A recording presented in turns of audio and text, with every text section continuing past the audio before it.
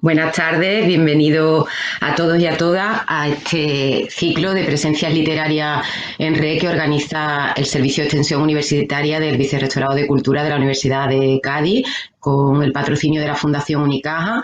Una presencia literaria que nos trae hoy como protagonista la escritora Elisa Victoria. Buenas tardes, Elisa. Hola, buenas tardes, Sara. Buenas tardes. Como miembro, como protagonista, como digo, de este ciclo, formará parte después de la web de literatura andaluza en red, un proyecto coordinado por la Universidad de Cádiz en el marco del proyecto Atalaya. Y para los que nos estáis viendo y nos vayáis a escuchar en esta charla a través del canal de YouTube o de Facebook, deciros que pretendemos sobre todo que esto sea un encuentro para todos y todas y que nos podáis ir formulando las preguntas que vayáis considerando, que por supuesto yo les iré dando paso, y se trata de que podáis preguntarle y hablar con Elisa lo que creáis oportuno de lo que vayamos charlando, que seguro que son de muchas cosas. Para quien no conozcáis a Elisa Victoria, bueno, yo he coincidido con ella de manera casual algunas veces, pero sí que comparto con ella muchas inquietudes, intereses y yo diría que hasta alguna fijación y casualidad. Ella nació en Sevilla en 1985 y, como ella resalta en su propia biografía, como hecho acontecimiento histórico, se partió la paleta izquierda jugando al pollito inglés. Yo creo que eso ya la define de alguna manera, luego ella nos contará. Yo decía que tenemos algunas casualidades porque también la tengo yo rota, en mi caso por el sube y baja, que luego ya contaremos. El año, yo no sé si Elisa ha tenido alguna vez la curiosidad, pero el año que nació Elisa fue el año que se abrió la verja de Gibraltar, que España entró en la Comunidad Económica Europea, que Nintendo sacó Super Mario Bros., que se despenalizó el aborto, que se estrenó una canción que fue símbolo de la unidad mundial, como el We Are the World. En el cine pues se vieron películas como Los Goonies, Memorias de África o Regreso al Futuro. Y como digo, bueno, Windows sacó su primera versión de Windows 1. Y como digo, desde luego, haciendo ese cómputo, vemos que significó un cambio de época, ¿no? Y un cambio hacia un mundo más abierto, más conectado y en el que se empezaban a permitir muchas cosas, ¿no? Digo esto porque entiendo que de alguna manera esto puede haber marcado desde luego la vida y no sé si también la literatura de Elisa. Después quiero que hablemos de esto. Ella también señala en su biografía que entre sus adicciones confesas está la de coleccionar chabeles, que yo creo que además por ahí tiene alguna que otra, que luego sí nos puede ir enseñando. Mira, ideal.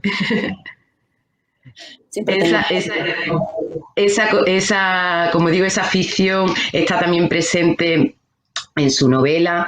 Y bueno, ha estudiado magisterio infantil y filosofía, desde luego ya muestra su interés por intentar comprender el mundo y también su interés por los niños, ¿no? Que están muy presentes en esta Voz de Viejas, que no sé si, por si alguno todavía no la ha visto, tenemos por aquí, que es su última y primera novela, porque antes había publicado otro tipo de publicaciones. Y yo recuerdo, para los periodistas que nos movemos por el sector, que bueno, cuando salió Voz de Vieja, prácticamente no había nadie que no te hablara de esta novela. O sea, todo el mundo te preguntaba constantemente si ya te la habías leído, si no, y rápidamente yo creo que ha consagrado a Elisa como una de las voces más prometedoras de su generación, precisamente por el retrato que hace de una época también muy determinada, pero sobre todo por esa voz personal, original, y que combina y hace un equilibrismo literario entre esa ternura y esa acidez, de la que después también imagino que iremos hablando. Le avaló en su momento también Elvira Lindo, una de las autoras sin duda más admiradas y leídas de este país. Y como digo antes, ella ya había publicado Por and Pace y La sombra de los pinos con la editorial, porque no lo he dicho, pero Voz de Vieja está con Blackie Books, y la anterior, La sombra de los pinos y Por and Pace, Por esto no es Berlín, y ha publicado en muchísimos artículos en revistas de todo tipo, en Tentación, El Estado Mental, en Cáñamo, en fanzines, en recopilaciones y antologías. Es decir, que tiene una trayectoria por delante seguro que amplísima. Y sin más, yo quiero que hablemos, como digo, de sus intereses, de sus inquietudes, de su literatura, de lo que le interesa contar y transmitir en aquello que escribe.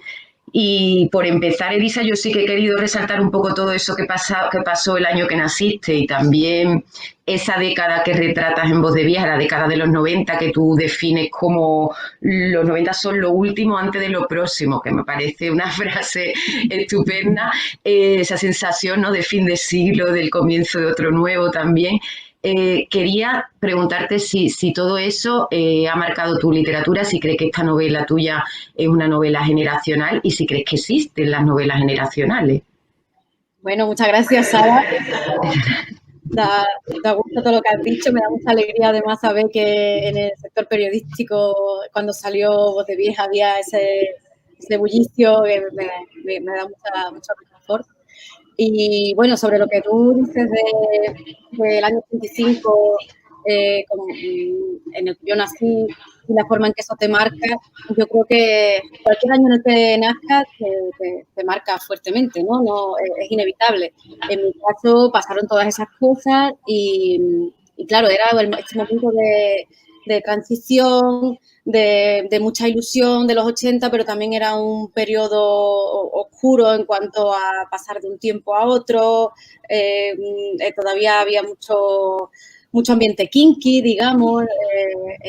Las calles no eran como son ahora, la ciudad de Sevilla era diferente también. Y a nivel europeo y mundial había cosas muy concretas que son de cultura popular, que quieras que no siempre te afectan. Yo creo que hayas nacido en el siglo que sea, las circunstancias siempre están en tu imaginario. No, incluso si te pones a escribir sobre otro tiempo, si te interesa la novela histórica, el punto de vista que te da el momento en el que tú has nacido siempre te afecta, ¿no? Eso es inevitable. Y claro, no es que yo haya pretendido hacer un retrato de los 90 en sí, pero claro, sale solo, porque si yo quería hablar de ese momento de infancia que creo que la manera más honesta y que mejor puedo conocer es la que yo he vivido desde dentro, claro, inevitablemente se hace un retrato de una época. Yo supongo que todos los libros tienen algo de autobiográfico y de generacional, se quiera o no, y claro, eso se ve reflejado, sin duda. Las muñecas que a mí me interesaban, le interesan a la protagonista, en la tele hay lo que hay, y a mí me interesa mucho reflejar todo ese ambiente de las pequeñas cosas porque aunque parezcan pequeñas, son importantes para el desarrollo de la psicología de un personaje, igual que lo son para el desarrollo nuestro como seres humanos. Así que... De hecho, después hablaremos, Elisa, de esa mirada microscópica que tú pones en las cosas más cotidianas, ¿no? Y en lo más íntimo. Pero sí me decías ahora ese periodo también oscuro, ¿no?, del final de muchas cosas y comienzo de otra. Tú además, por ejemplo, en la novela, no me acuerdo ahora si es la madre o la abuela la que dice en algún momento que dice, bueno, parece, no, la niña que dice en algún momento, parece que como no hemos pasado hambre ya no nos puede pasar nada importante, ¿no? Sin embargo, nuestra generación, ese año 93 en el que tú enmarcas la novela, año de sequía, de cortes de agua y también de crisis, después de un boom como el de la Expo, en el que parecía que todo iba a ser maravilloso. Ese 93 y después pues nuestra generación, la crisis económica de 2008-2010, que nos pilla justo cuando estamos despegando profesionalmente o incorporándonos al mercado laboral, incluso esta actual, esta pandemia que nos ha venido encima, no sé si nos marca también de una manera diferente, si nos hace sentirnos más vulnerables o quizás desarrollar una capacidad más de improvisar y de adaptarnos a las circunstancias, porque es verdad que nos han tocado una serie de hechos que nos han enseñado que nada es para siempre, ¿no? Sí, igual en en los 90 los niños nos criaron con una ilusión como de cierta prosperidad, digamos, como que había oscuridades del pasado que no se iban a volver a repetir, y eso se mezclaba con lo que tú comentabas antes de esa sensación de fin de siglo, que además era fin de milenio, y era como que iba a haber un gran quiebro, que eso psicológicamente afecta mucho. Yo creo que la forma en que contamos los años, desde la forma en que las contamos, después de Cristo y tal, esos números te afectan a la hora de pensar y de concebir el mundo. Y claro, tú te ves ahí y incluso sinestésicamente te los imaginas con unos colores, con una estética. Y claro, luego llega, para nosotras, ha pasado que aquella ilusión, igual que se construyó la ilusión de la Expo, la ilusión del nuevo milenio también se desmoronó tarde o temprano, más bien pronto. Y claro, todas estas incertidumbres que hemos pasado, todos estos desengaños, sin duda afectan. Supongo que habrá quien lo coja de manera que esa persona se vuelva como más audaz y quien se chafe por completo, porque claro, no es fácil reponerse a esos golpes de crisis tan gordas y este año, pues, a saber, habrá que ver con el tiempo cuáles son las repercusiones, porque todavía es pronto, pero bueno, es como un gran segundo batacazo. ¿A ti te ayuda en ese sentido para mantener esa estabilidad, por decirlo de alguna forma, la rutina? Porque en el libro tú expresas muy bien esa manera de vencer el aburrimiento o eso, ¿no? O la incertidumbre o el desazón o la preocupación con marcarse una rutina cotidiana. No sé si a ti también te ayuda esto y si además, porque en este confinamiento además lo hemos tenido que aplicar bastante todos, creo, ¿no? Sí, esta niña que la verdad es que vive de una forma medio voluntaria, pero la protagonista del libro vive medio confinada porque tiene un poco de miedo siempre, de preocupación a exponerse al exterior y el contacto con gente desconocida. Y por pasa el calor. Sí, por el calor, claro, porque es verano y en Sevilla el calor es muy importante. No puedes salir a dar un paseo a las 5 porque no puedes, es malo para la salud. Y claro, esta niña pasa mucho tiempo en interior con su abuela y hay pequeñas cosas cotidianas que le van sosteniendo su ánimo, en las que ella se va apoyando para resistir cada día, porque aparte de las cuestiones existenciales que le pueden preocupar como cualquier niño, descubrir el mundo, que siempre es extraño, su familia pasa por momentos poco comunes, digamos, que lo pueden pasar cualquiera, pero que son un poco extraordinarios. Y ella se apoya muchísimo en eso, haciendo el paralelismo que tú propones sobre cómo yo he podido hacer lo mismo durante el confinamiento. Bueno, yo creo que a mí siempre ha habido también pequeñas cosas, como a esa niña, que me han funcionado bien a la hora de encontrarme desubicada y de repente decir, vale, la comida es una también en mi caso. Y básicamente es esa, la escritura también, por otro lado, porque sí es cierto que yo durante el confinamiento, a base de no poder salir a la calle, he tenido una rutina de escritura mucho más sólida, que más la agenda, y que aquí hay este evento, hay esta presentación, este viaje, y que me dio mal y me he apoyado mucho en escribir y comer. Sí, bueno, de hecho, yo creo que eso también lo pones en tu biografía, que tú consideras la escritura como, creo que dices literalmente, un método eficaz de supervivencia, ¿no? De alguna manera eso a lo que te sostienes siempre, ¿no? Sí, en mi caso, yo creo que hay mucha gente que se dedica a diferentes ramas, no solo de la literatura, sino de cualquier género artístico, cualquier rama, pintura, qué sé yo, cualquiera. Que eso supone una especie de anclaje en la vida, porque la vida se te hace extraña de algún modo y aplicarle una estética a la existencia, de repente, bueno, hace que tenga sentido de alguna forma.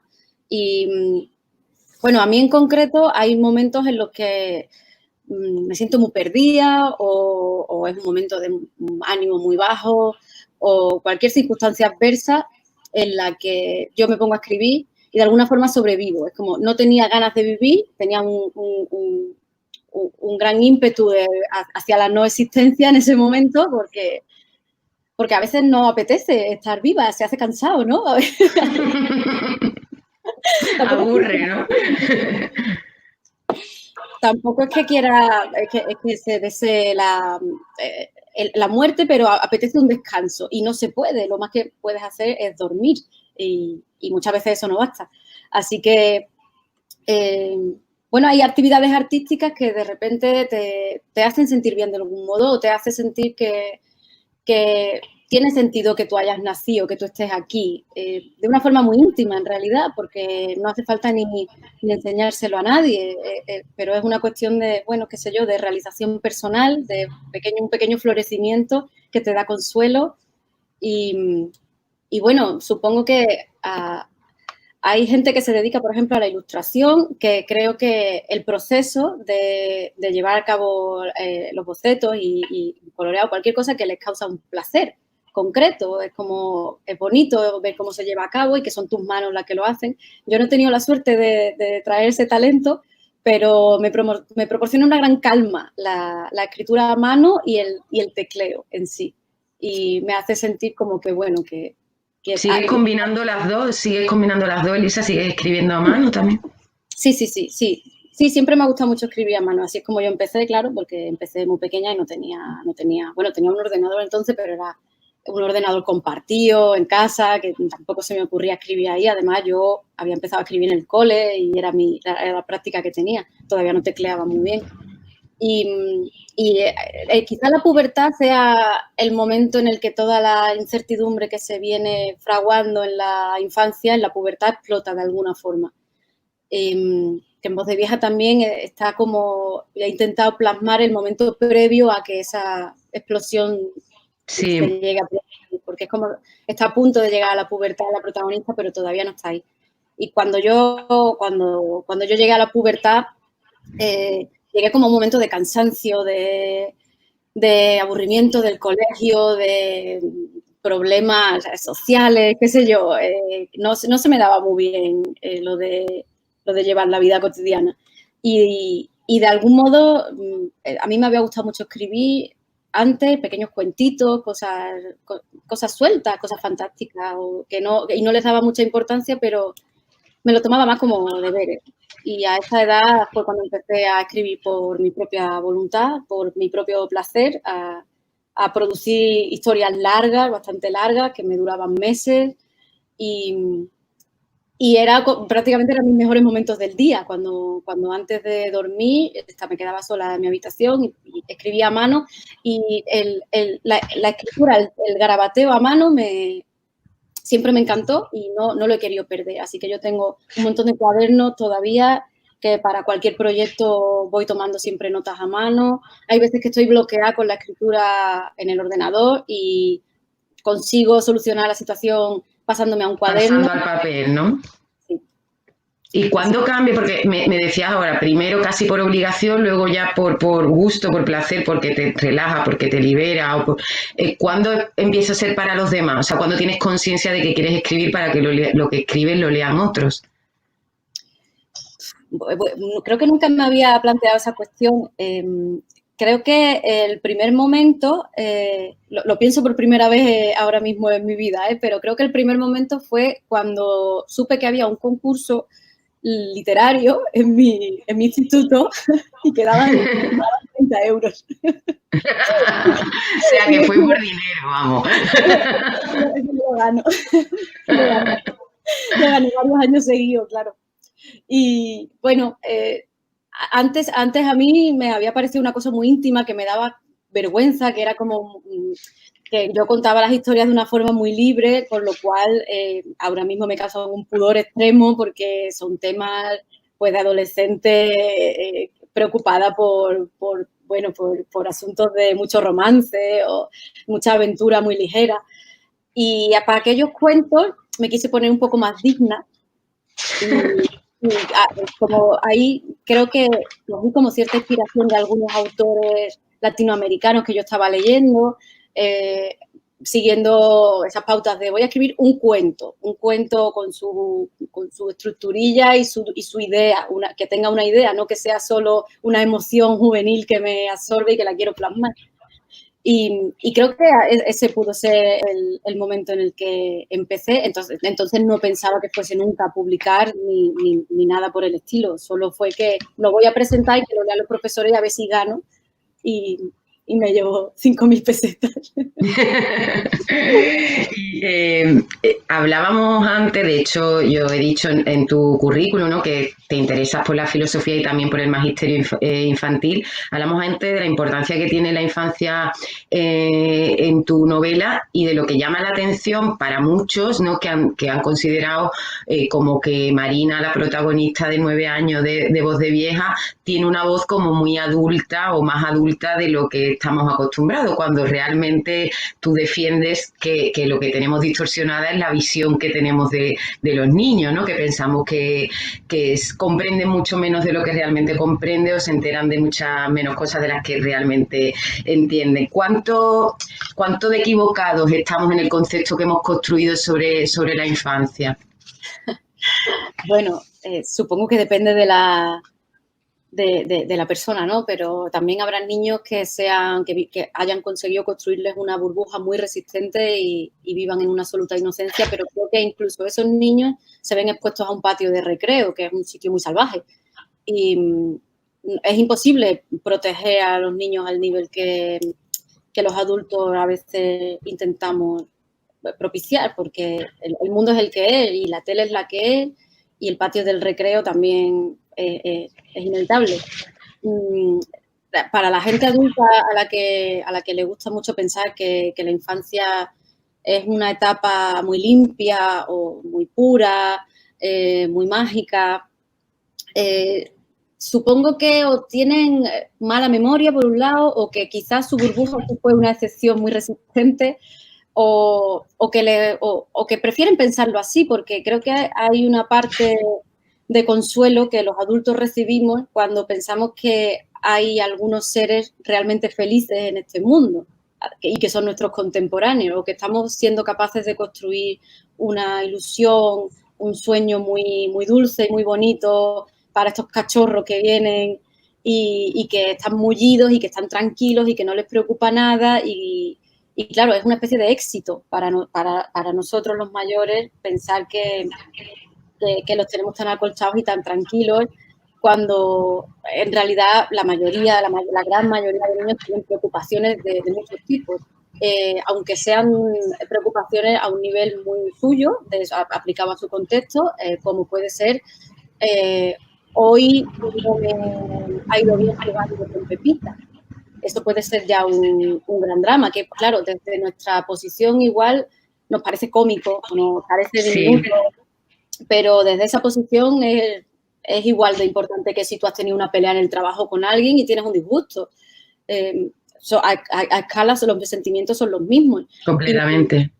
Claro, y también está la cuestión de la primera confrontación con el mundo, que es un sitio sin duda complicado y que tú vas aprendiendo que en el mundo hay sufrimiento, que la vida es limitada, son conceptos que son difíciles de asimilar y que no, por mucho que a ti te los expliquen de una forma amable o cercana, es imposible que no te perturben un poco. Y a veces los niños tienen preocupaciones a largo plazo, en plan, ¿cómo seré de mayor? ¿O qué trabajo voy a hacer? O me voy a tener que morir, o algún día estaré enfermo, o algún día mi abuelo se morirá y lo echaré de menos. Y normalmente esas dudas, si los niños las expresan, se aplacan. En plan, no pienses en eso todavía, no hace falta, pero el pensamiento ya está ahí. Cuando al niño ya le ha brotado esa idea, es imposible erradicarla. Así que más vale, lo único que se puede hacer es como cuando los adultos tenemos un problema, que es brindar acompañamiento. Porque quitar el problema no se puede. Sí, el consuelo. Sí, consuelo, compañía, comprensión, porque si a un niño que te dice, oye, resulta que me voy a morir, y tú le dices, nada, no pienses en eso, no, eso ahora mismo no hace falta, no falta mucho. Eso le causa más desazón aún porque se siente solo, mientras que si le dices, sí, es verdad, es muy duro, da miedo, a que sí, y se habla un poco de ello, pues el niño ya dice, bueno, vale, es normal que me sienta así y bueno, puede funcionar diferente. Tú ahondas, de hecho, en toda esa dureza que también tiene la infancia y también en en las relaciones intergeneracionales, ¿no? Con la figura de la abuela, de la madre y de Domingo, del novio de la madre, juegas precisamente y vas construyendo los diálogos en torno a eso, ¿no? A qué nos une, qué nos separa de los adultos, qué hay también en común entre los mayores y los más pequeños y todas esas relaciones intergeneracionales. Yo no sé, también viendo todo eso todo ese lugar a donde nos lleva Marina, si es que también tenemos sobrevalorada la inocencia, ¿no? Porque no sé hasta qué punto los niños son tan inocentes como creemos, o si eso es que termina mucho antes también, porque de hecho tú empiezas la novela con un Día de Reyes Magos y yo creo que hay momentos claves en la infancia, como puede ser cuando cuando te enteras de lo de los reyes o cuando se te caen los dientes, o sea, hay determinados momentos donde parece que esa infancia se va desmoronando y es mucho antes de lo que los adultos creemos, ¿no? Sí, sí, sí. Hay muchos pequeños momentos cruciales en los que se va resquebrajando esa inocencia Esa inocencia. que igual nunca fue tan pura del todo, pero vamos, sin duda los niños están normalmente muy atentos a lo que hablamos los mayores, ponen mucho a la oreja, luego nosotros a veces no les vemos capaces de hacerse los tontos y sí que la tienen.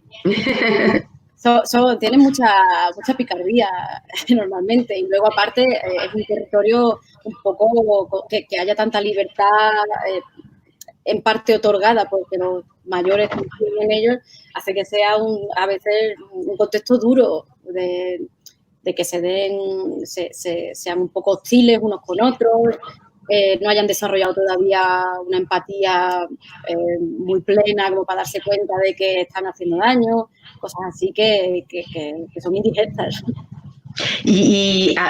Pensaba, Elisa, pensando sobre esto, pensaba si no es peligroso también el hecho de que tengamos construido ese falso ideario sobre la infancia, ¿no? Como lo que tú decías, como algo a lo mejor, porque por una necesidad de la sociedad adulta de creer que esa pureza existe.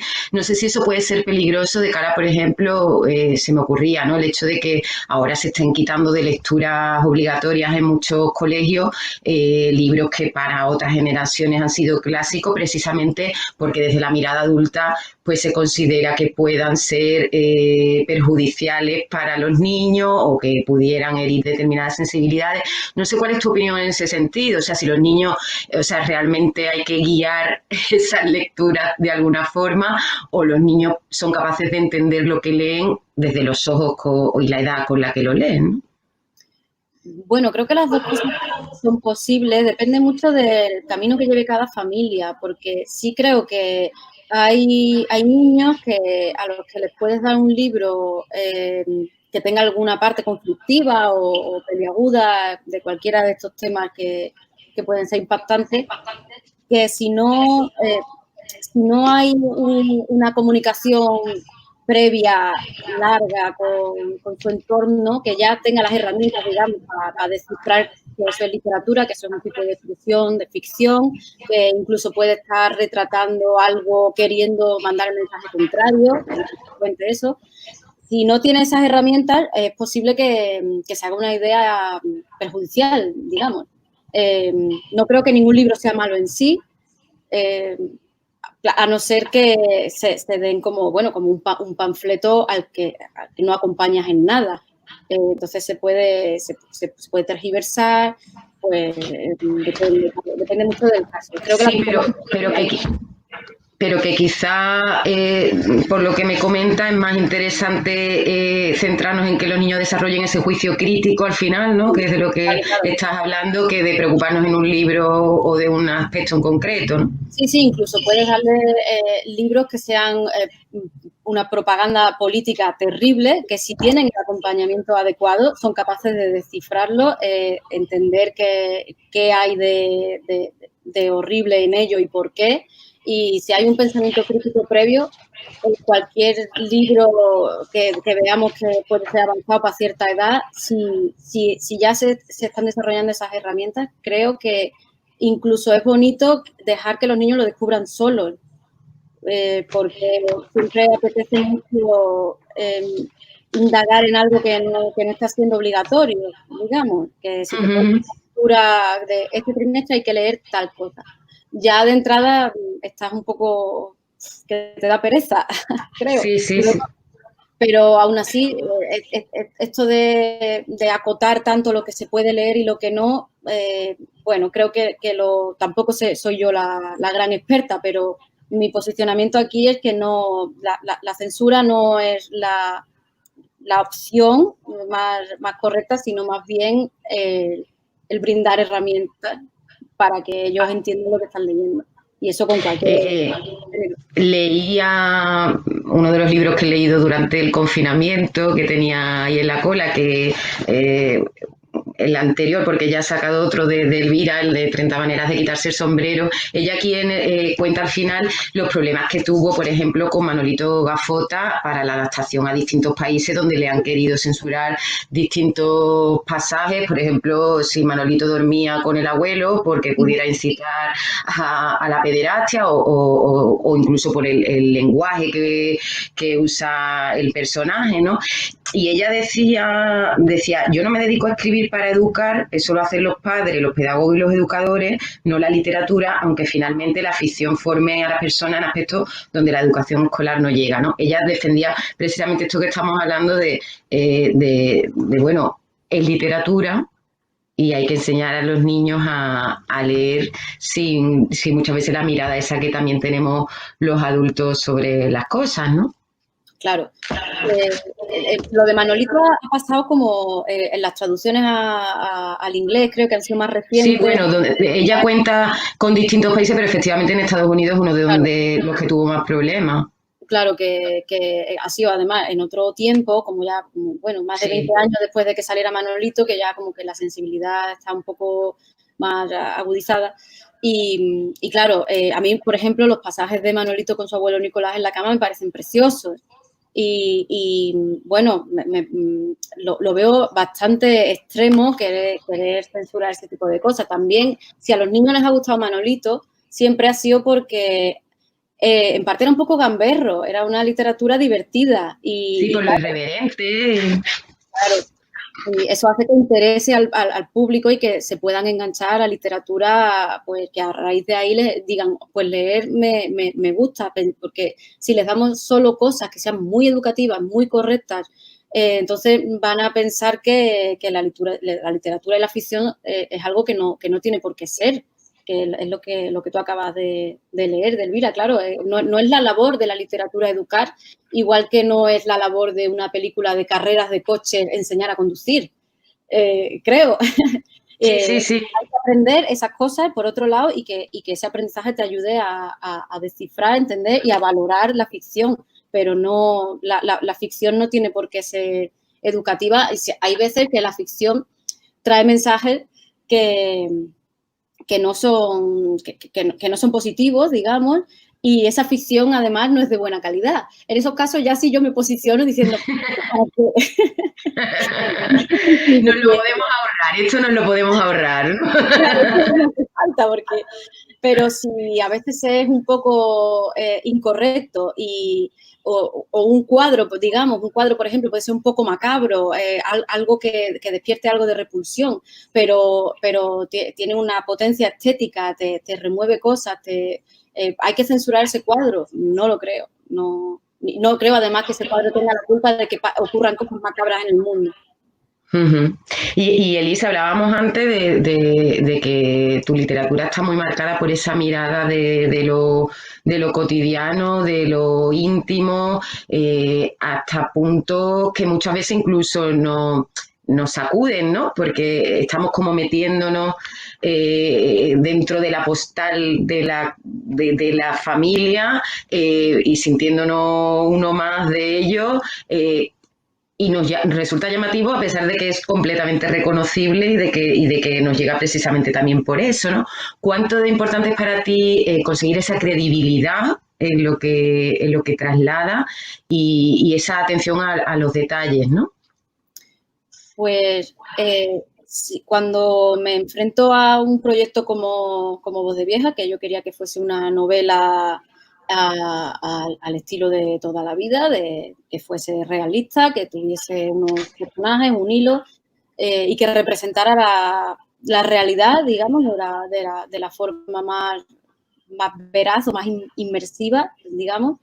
En ese caso, para mí era muy importante este tipo de situación intimista y costumbrista, porque a mí como lectora me suele interesar mucho, como lectora o también como espectadora. También me gusta en el cine, por ejemplo, las películas que son muy de situaciones íntimas, pequeñas, y que tienen una gran carga emocional y psicológica, que a través de pequeños cotidianos te transmiten otra serie de capas de significado que me parece que son conmovedoras. A mí, como cuando yo lo veo, me gusta, me remueve, y era lo que yo intentaba perseguir. Lo he intentado reproducir al máximo de detalle que he podido, recordando también cómo es la visión de una niña, que es la narradora, e intentando documentarme, viendo cómo se comportan los niños, qué recuerda a la gente mayor de esa mirada, cómo un pequeño objeto cotidiano puede traerte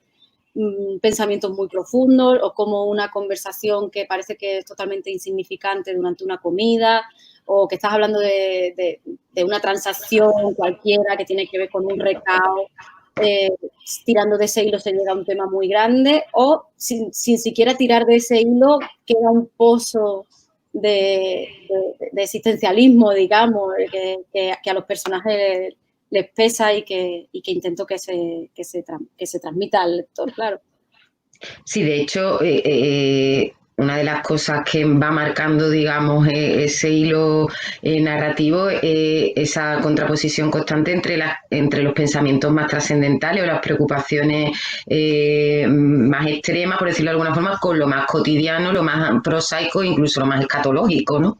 Sí, esa era mi intención, que se viera cómo se conectan los detalles de la vida cotidiana con la profundidad de pensamiento, de cómo puede ser como un gatillazo de una pequeña cosa, te trae un recuerdo muy profundo, o te hace ser consciente de algo que a nivel metafísico es difícil de asimilar.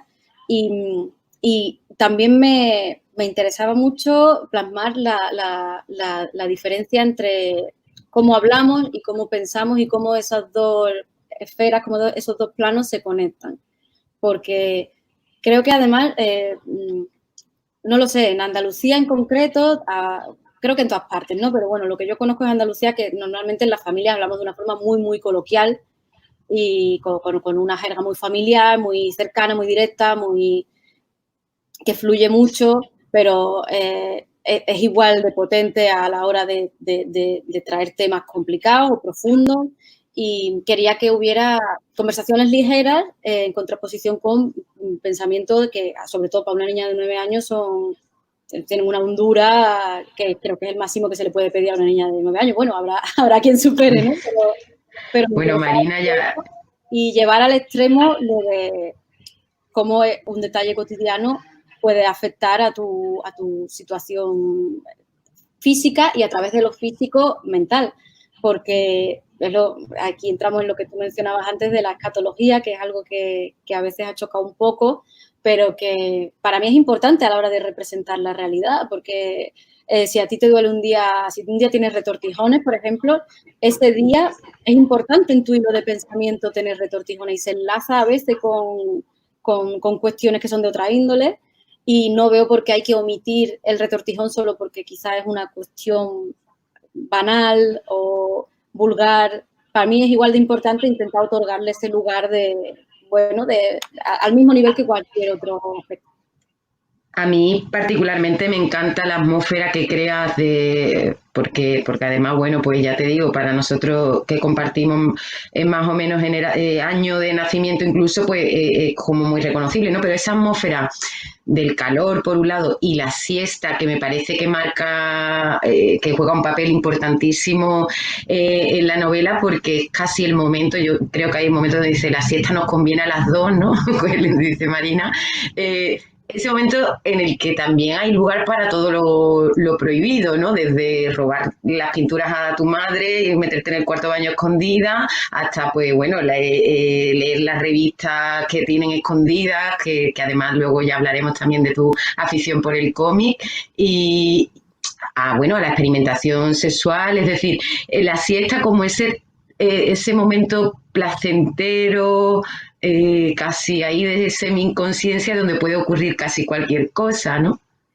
Bueno, me gusta mucho que tú también lo reconozcas así, porque esto lo he hablado antes y después de que saliera el libro con mucha gente que recuerda el momento de la siesta como momento de investigación personal, Sí, sí. de libertad, porque claro, la noche es más complicada, en la noche hay que, aparte de que hay cansancio, no puedes encender luces, no puedes hacer ruido, es como más de acostarse, pero en la siesta sí que se entiende que tú puedas estar por ahí trasteando. Y Mientras que no des la lata. claro, mientras no hagas mucho ruido, puede investigar un poco en la casa. Y a veces cuando somos pequeños, la casa es un sitio que es nuestra casa y es donde estamos, el entorno que conocemos, pero hay un montón de rincones por explorar que nosotros no los hemos construido, no sabemos lo que hay. Y, y también es un momento idóneo para la investigación personal, para, como tú has dicho, experimentación sexual, como qué mejor momento que el de la siesta, que hay como una especie de balsa atmosférica, sobre todo en Sevilla o en los sitios donde la niña está en verano, que también está en Marbella en otro momento, sitios Sí.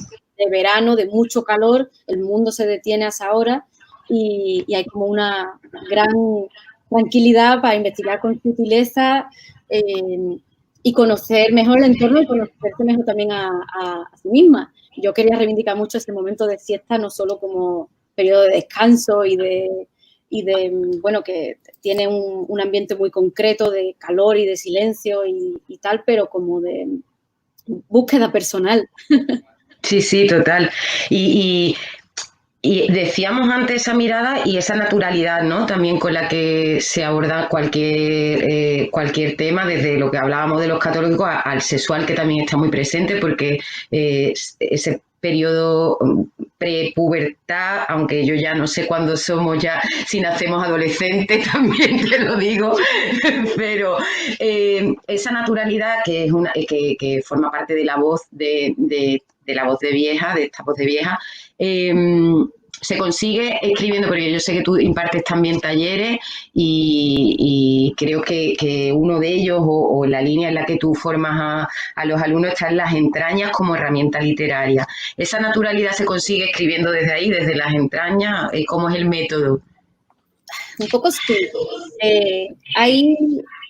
Hay cierta corriente con la que yo me identifico mucho, que he seguido desde que era adolescente, que es la nueva carne, que bueno, ahí se encuadran todas las películas de Cronenberg y todo lo que tenga que ver con la estética del cuerpo en muchos aspectos. Quizás el libro donde yo más he explorado ese terreno es La sombra de los pinos, que tú lo mencionaste antes, que es un poco más fantástico y más oscuro, pero en Voz de Vieja también quería trabajarlo dentro del género, que es diferente, pero que también le cabe. Y sí, tiene mucho que ver la observación, como te decía antes, del estado del cuerpo y las implicaciones que tiene eso para la mente y cómo se articula esa relación con la estructura narrativa. Esa relación de cuerpo y pensamiento y cómo nos va afectando en el transcurso de la historia, la relevancia que coge. En los talleres que yo imparto, hay como una exploración de las sensaciones, del cuerpo, de intentar tomarnos al paisaje interior, cómo puede afectar la observación de lo que el cuerpo expresa con el ritmo, por ejemplo, a la hora de escribir, porque si tenemos palpitaciones, el ritmo acelera y acompaña esa sensación. Hay muchos de esos aspectos que yo he querido que acompañen a la niña protagonista. Sí, es una exploración de lo orgánico, ¿no? Sí, claro, sin llegar a la ligera repugnancia que a veces puede rozar la nueva carne, que es con lo que yo pude experimentar más en La sombra de los pinos, pero sí en la parte escatológica y sexual de la niña, esa exploración que se trae de su propio sistema digestivo y de sus propias sensaciones de curiosidad sexual y de las cosas que conoce y las que quiere saber y todavía no sabe. Ahí es donde más se encuadra. Y también se manifiesta un poco en la observación de la enfermedad de la madre, que tiene una madre que está enferma y pues observa los cambios en su cuerpo, qué significan, cómo la hace sentir, lo que ella recuerda del pasado. Hay como mucha mirada hacia la carne en sí, que tiene mucho que decirnos, o eso me gusta pensar. Y Elisa, hablabas antes, mencionabas Andalucía como, porque el territorio donde se enmarca en este caso la novela, en un barrio periférico de Sevilla, el veraneo en Marbella. No vamos a hablar de literatura andaluza porque sobre esto pues seguramente haya muchos académicos que puedan hablar, indagar más que nosotras, pero sí me gustaría saber de qué manera está Andalucía presente en lo que escribes, en tu literatura, en tus intereses, y si crees que la tierra marca también, igual que hablábamos antes de la época y de la generación, marca inevitablemente la manera de mirar las cosas y de narrarlas, ¿no? Sí, yo creo que marca todo. De todo, cuando nacemos nos impregnamos y en cualquier sentido posible nos marca. Y yo tengo muy presente Andalucía de siempre en miles de cosas. Para empezar, en el ambiente que me encontré, en el que he crecido y he vivido, que es como, bueno, una imaginería concreta, con un clima concreto, con un paisaje concreto, que a mí me impacta y me inspira. La forma de hablar, que nunca la he perdido y me gusta muchísimo escuchar el habla andaluza. El arte andaluz, que siempre lo he valorado mucho. Sin duda, es que es algo como que siempre tengo dentro, de mil formas diferentes.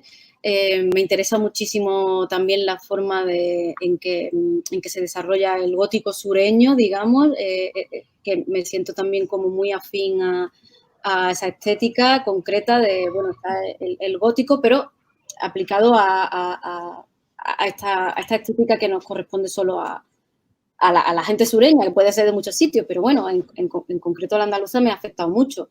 He leído mucha literatura andaluza, es que son un montón de cosas. El calor ha sido determinante siempre en mi imaginario y en mi sentir. Me ha impactado muchísimo de toda la vida, la luz concreta que hay en Andalucía y la temperatura, cierto ritmo también de la gente de allí, la forma de expresarse. Sí. Son absolutamente todo. También, tanto la Semana Santa, por ejemplo, te guste o no te guste, te llega dentro. Hay cierto sentir muy apasionado, digamos, y muy oscuro en todo ese arte que es que yo no puedo evitar tenerlo. Soy inconsciente, creo. Y a veces cuando hablo con alguien que me lo señala, digo, bueno, es verdad, a estas alturas ya me lo han señalado tantas veces que ya lo tengo claro, pero sí, se me nota muchísimo. Bueno, de todas formas, no, el hecho de que, por supuesto, Andalucía o el territorio donde nazca cada escritor marque una forma de contar o de ser, no significa para nada que no sea universal, ¿no? De lo que se habla y de lo que se cuenta, ¿no? Que tendemos muchas veces a pensar los andaluces que si es nuestro no puede llegar a los demás y para nada, ¿no? Todo lo contrario. Sí, claro, bueno, eso supongo que es una cosa que tiene que ver con cierto prejuicio que viene del exterior, pero que claro, que nosotros también nos impregnamos de ello, es difícil escapar. Igual que alguien que sea de Madrid se siente menos oficial que alguien que sea de Nueva York, porque es como algo como mucho más universal, se considera cuántas películas hemos visto de Nueva York y cuántas hemos visto.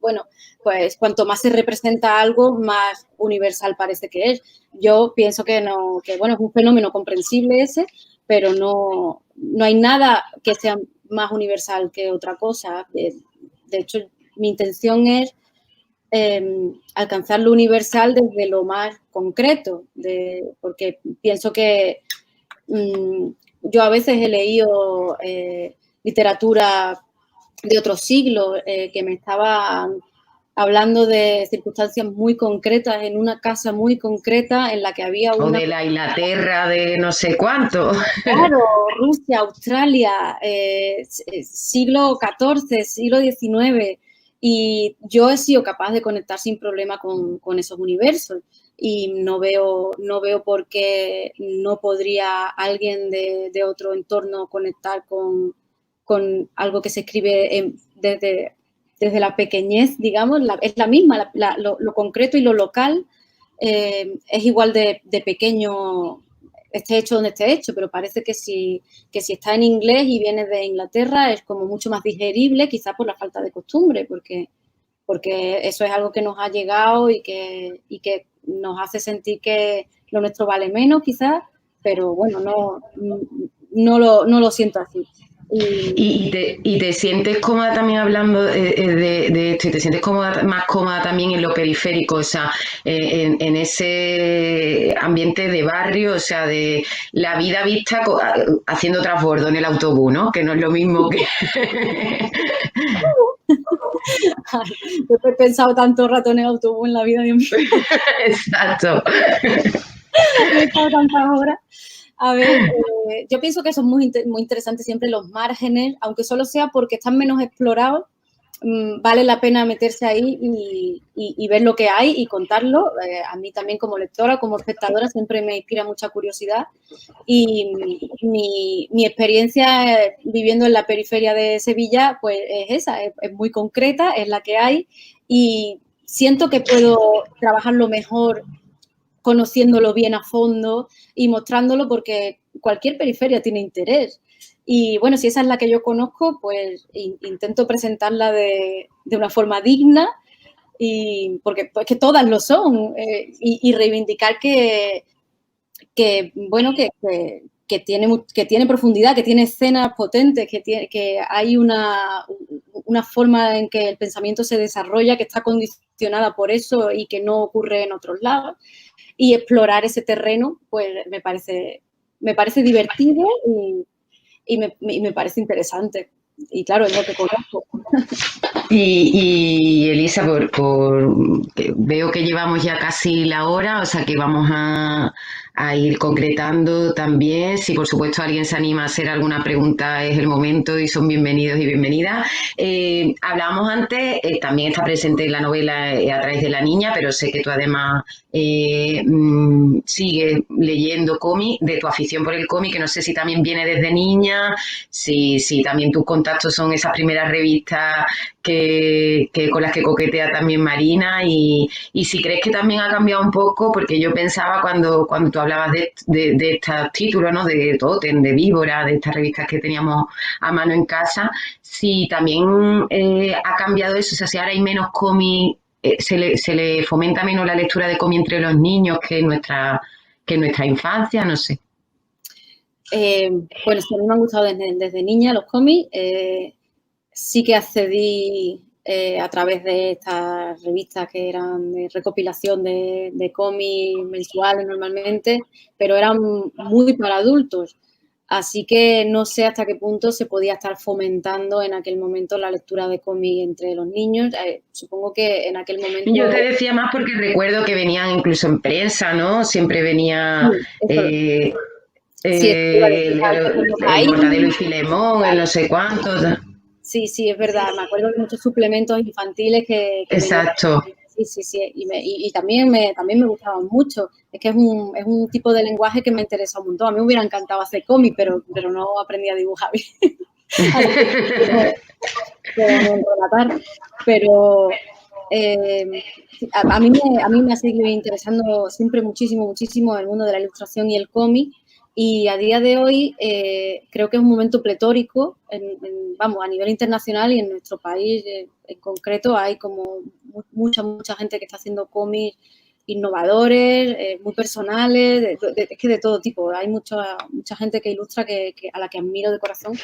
Y puede ser cierto que que entre el público juvenil, la verdad es que no lo tengo investigadísimo, pero me da la sensación de que el público es más adulto, de que está hecho todo para un entorno como que para nosotros, digamos, ¿no? Para lo que ya Sí.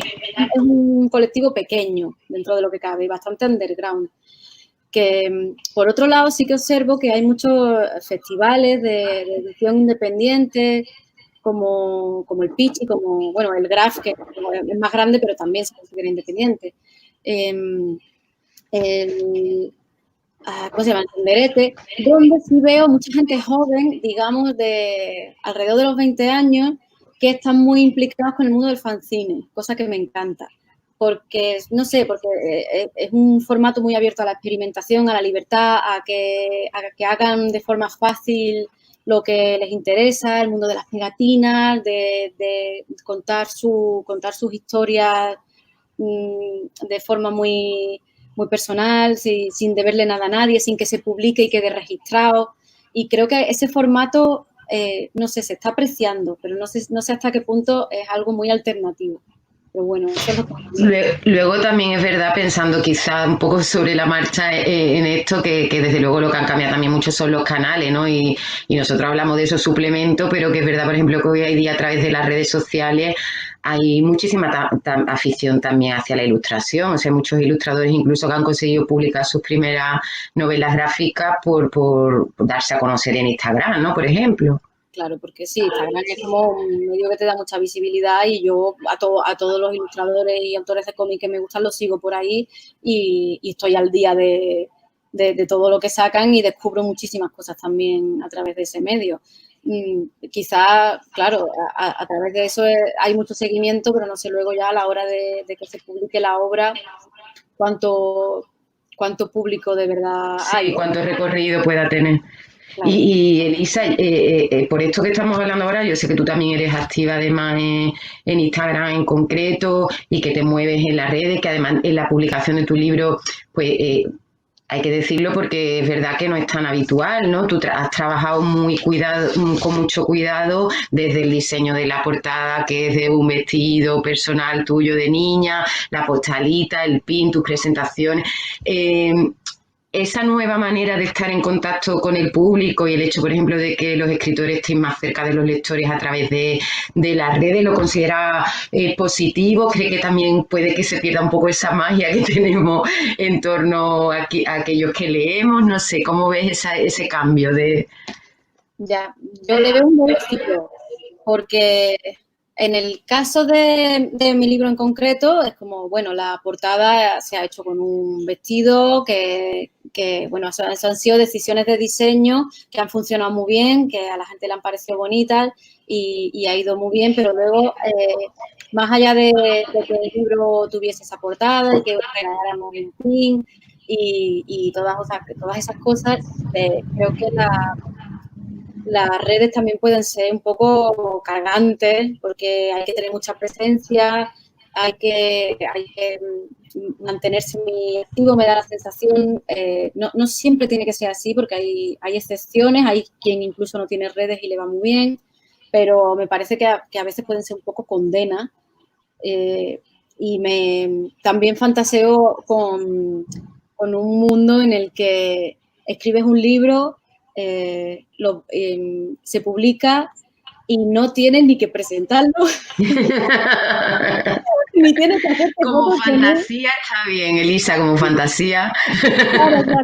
Pero bueno, pienso en cómo se sacaban los libros hace 2 siglos. Bueno, la verdad es que, bueno, tú escribías un libro y te ponías con otro. Claro, o sea, un mundo, es una fantasía total. Solo me genera esa curiosidad de, ¿y si funcionara así? ¿Y si no hubiera que tener una promo tan activa?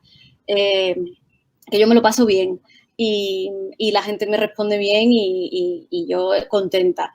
Pero sí, a veces puede ser un poco, a veces no te apetece tanto o piensas, también conozco a mucha gente con cierta carga de las redes de que tengo que estar o pierdo trabajo y eso me parece un poco injusto porque, o incluso alguien que tenga un gran proyecto y le digan no te lo saco porque tienes solo 100 seguidores. Eso me parece terrible porque no puede tener que ver con la calidad de la idea o del proyecto. Así que por eso le veo ahí como su doble filo. Es muy útil para llegar al público, para conectarte con ellos, es cálido, es cercano, pero por otro lado es raro. Hombre, nosotros hubiéramos preferido tener esto en Cádiz, ¿verdad? Que aquí por pantalla, tú en Madrid, que creo que te ha pillado allí el confinamiento, y yo en Sevilla, o sea, que nos hubiera venido mucho mejor que fuera físicamente. Terminamos, si te parece, Elisa, así que para terminar me gustaría simplemente, bueno, que después de las expectativas que hay en torno a ti, del éxito de esta primera novela, cómo afrontas lo siguiente, en qué anda, qué ronda por tu cabeza. Pues estoy con otra novela, voy a repetir formato. A mí me interesa también mucho trabajar lo experimental, pero ahora mismo estoy metida en otra novela. Que, bueno, debo decir que durante el confinamiento me ha ido bien, digamos, he sido capaz de concentrarme para trabajar, ya que estaba todo el día en casa, pues he tenido la suerte de que soy capaz de concentrarme pese a todo y he avanzado bastante. Y bueno, es una novela con un formato parecido al de Voz de Vieja, que saldrá también con Blackie, porque estoy muy contenta con ellos. Trata otro periodo de la vida, otro enfoque, pero bueno, sí se mantienen cuestiones que me inquietan de toda la vida. Y bueno, me lo estoy pasando bien, que es lo importante.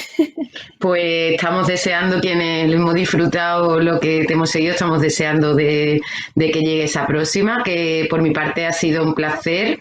Seguiríamos seguramente hablando sin darnos cuenta del tiempo ni de nada, y que por supuesto te deseo lo mejor y que muchas gracias por atendernos a todos.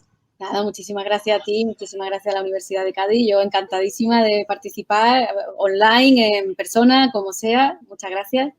Muchas gracias, ha sido un placer. Hasta luego. Igualmente, un abrazo. Hasta luego. Hasta luego.